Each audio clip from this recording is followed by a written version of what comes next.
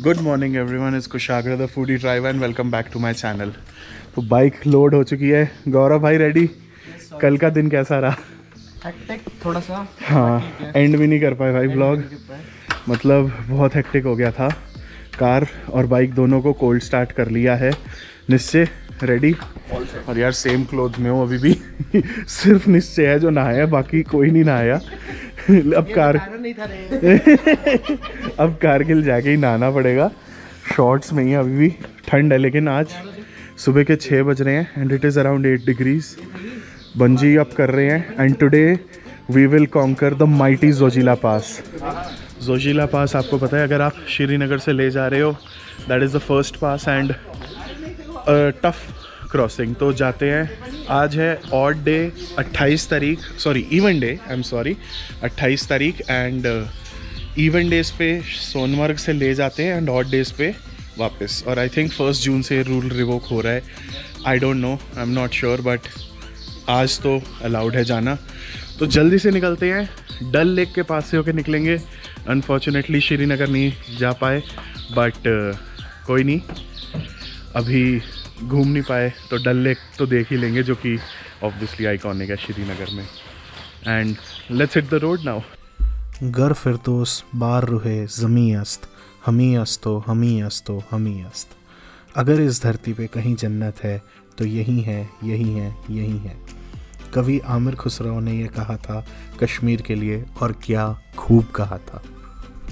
श्रीनगर की डल लेक को देखते हुए हम निकल पड़े सोनमर्ग की तरफ। किसी भी इंसान के लिए इससे सुंदर ड्राइव नहीं हो सकती। कश्मीर वैली से हम वापस चढ़ चुके थे पहाड़ों की तरफ। पहाड़ों में कश्मीर की एक अलग ही खूबसूरती बसती है, और जिस टाइम पे हम ट्रैवल कर रहे थे, दूर हमें स्नो कैप्ड माउंटेन्स दिख रहे थे, जिनकी एक अलग ही खूबसूरती थी।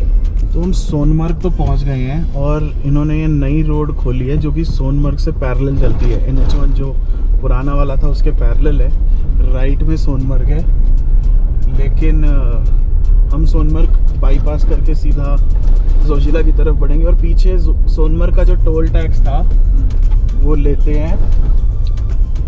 और अब देखो, उस बंदे ने बोला है कि जल्दी निकलो, ट्रैफिक बहुत है, और छोड़ा हुआ है उन्होंने ट्रैफिक। और सामने मुझे ट्रक्स दिख रहे हैं काफ़ी सारे लाइन अप। तो अब फिंगर्स क्रॉस्ड हैं कि भैया ज़्यादा दिक्कत ना है। एंड जैसे होता है आपको अपडेट देता हूँ। जोजिला की चढ़ाई शुरू कर दी। हमारी किस्मत अच्छी थी कि ट्रक का ट्रैफिक रोक दिया था, और सिर्फ कुछ गिने चुने ट्रक्स ही हमें रास्ते में मिले। वैसे तो मैं 2018 में ये जोजिला पास कर चुका हूँ, लेकिन इस बार हमारी किस्मत बहुत ही ज़्यादा बेटर थी। मौसम बहुत अच्छा था, कोई बारिश नहीं मिली हमें, बिल्कुल बादल नहीं मिले, और रोड्स पहले से बहुत बेटर थी। थोड़े बहुत खड्डे थे नो डाउट, लेकिन फिर ये जोजिला फैक्टर तो आना ही था। बट पहले के मुकाबले पूरी सड़क ऊपर पास तक टाइल्ड हो चुकी है, एंड बर्फ़ की दीवारें ज़रूर हैं जिसकी वजह से रोड्स पे पानी आ गया था, लेकिन उसके अलावा हमें कोई दिक्कत नहीं हुई। थोड़ी बहुत वाटर क्रॉसिंग्स मिली। गौरव कह रहा था भाई एडवेंचर उतना नहीं मिला जितना तू कह रहा था, लेकिन शुक्र है हमें ज़्यादा एडवेंचर का सामना नहीं करना पड़ा। बालटाल एक गांव आता है जो कि जोजिला के रास्ते में ही है, जहां से अमरनाथ यात्रा शुरू होती है। तो अमरनाथ तो नहीं, लेकिन हाँ, दूर से भोले बाबा के दर्शन भी हो गए। बर्फ़ की दीवारों के साथ साथ चलते हुए हम जोजिला टॉप पे पहुंच गए, और ये एक यादगार राइड थी, क्योंकि इतनी बड़ी बर्फ़ की दीवारें मैंने तो अपनी लाइफ में कभी नहीं देखी थी। जोजिला पहुंच के हमने कुछ फ़ोटोज़ खिंचवाई। बाहर ठंड तो थी, लेकिन हमारे जोश ने बहुत सारी गर्मी हमारे शरीर को दे दी थी, जिसकी वजह से सब लोग शॉर्ट्स में ही बर्फ़ में कूद पड़े। जोजिला क्रॉस करते ही आप लद्दाख की यूटी में एंटर हो जाते हैं, एंड सबसे पहला डिस्ट्रिक्ट है कारगिल डिस्ट्रिक्ट। नीचे उतरते ही सबसे पहली चीज़ जो हमने देखी, दूसरी साइड का ट्रैफिक वेट कर रहा था कब हमारी साइड का ट्रैफिक रुके और उन्हें जाने का मौका मिले। हमारी किस्मत बहुत अच्छी थी कि हम टाइमली जोजिला क्रॉस कर पाए बिना ज़्यादा ट्रैफिक के। इस हाईवे पे एक इंस्टीट्यूशन आती है जो कि है कारगिल वॉर मेमोरियल। किसी भी इंडियन को I don't think Kargil war के बारे में बताने की ज़रूरत नहीं है. It is a dark yet very proud moment for us as Indians. Indian army ने जी जान लगा के कारगिल की हाइट्स रिकैप्चर करी थी from the enemy forces, fighting a battle at a height and at temperatures that is unimaginable for the human body. इस जगह पे हमने कुछ पल बिताए, बहुत सारी बातें सुनी, एक मूवी देखी कारगिल वॉर के ऊपर और बहुत सारी इंस्पिरेशन लेके और देशभक्ति के गाने स्पीकर पे चला के निश्चय बैठ गया बाइक पे और हम चल पड़े कारगिल की तरफ. कारगिल के बाद मानो पेड़ों की हमसे कोई दुश्मनी हो गई थी. ये आखिरी पैच था ग्रीनरी का, क्योंकि कारगिल थोड़ा सा लोअर रीजन्स में आता है. हम अब चढ़ाई शुरू कर रहे थे फोतुला की तरफ. पेड़ बिल्कुल ख़त्म हो गए थे और हम एक अलग ही टेरेन में आ गए थे. ये टेरेन ऐसा है कि आपको लगेगा कि आप किसी और ही प्लैनेट पे गाड़ी चला रहे हो. मिट्टी के बड़े बड़े पहाड़ और उस पे हमारी बाइक और car. Fotula top, the highest point on Srinagar Leh highway. हम यहाँ पहुँच गए हैं. 13,000 समथिंग, बहुत हवा चल रही है फीट.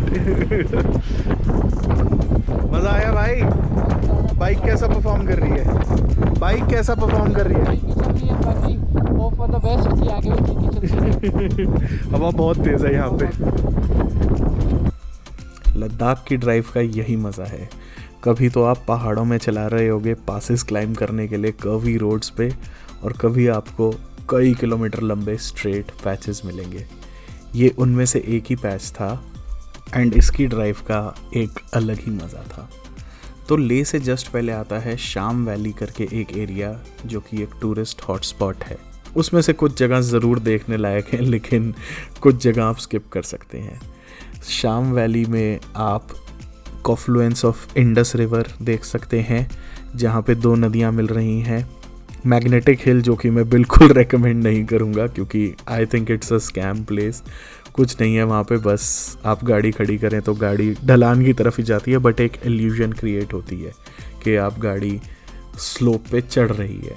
तो उसके बाद आता है पत्थर साहिब गुरुद्वारा, जहाँ पे जाना is a must. Video recording वहाँ अलाउड नहीं थी, लेकिन गुरु नानक देव जी वहाँ पे आए थे एंड जब वो एक पत्थर के आगे बैठे थे तो उनकी बॉडी का पूरा इम्प्रेशन उस पत्थर में आ गया. एंड वो मान्यता है पत्थर साहब गुरुद्वारा की ले से जस्ट पहले.